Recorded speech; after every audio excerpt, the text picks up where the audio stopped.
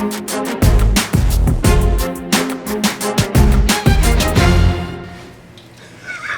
interesting question around if you are questioning your relationship to drugs or alcohol and you think you might have addiction or alcoholism, or that the problem has passed some kind of threshold where something needs to change. How do you know if that's happened?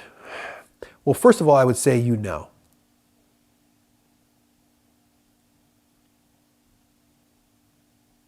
If that's happened, you know it's happened. Does that mean it's happened permanently? Does that mean it's exactly the same as your uncle? Maybe not. But when you're asking that question, the vast majority of the time, you know. And so it's not really the right question to ask. The real question to ask is, what do I do about this? And the hardest part, really is the hardest part, is to be vulnerable enough to pick up the phone and reach out to, whether it be a professional or a friend who who's been through something, or a relative, and say, here's what's going on, I need help. That is by far, the hardest part.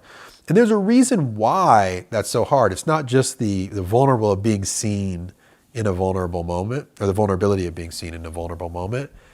It's also, I feel that some part of you knows that this problem is going to take a lot of work. And to take the first step, on a journey that is going to be pretty long, is really tough. It's like one that you're not necessarily thrilled about, and that you didn't feel like you chose yourself. That asking for help is the first step. The second piece of that is, how do I find good help? And I would say nowadays that's very difficult, because you go on the internet and you try to type in keywords in Google, and you have everybody and their mother marketing towards you that they can solve your problems. They've got all the solutions to your problems. So I never recommend using the internet, not reviews, not any of this, for a healing process. And I would say you need to look around and see who's in your community. And you need to start talking to people. You need to find somebody you trust.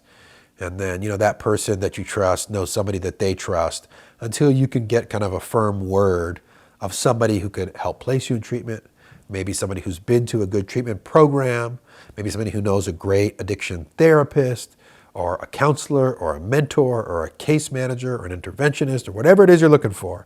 But what I would say is, do it with a personal recommendation from somebody in your community. You could, of course, always reach out to me at Recover Integrity.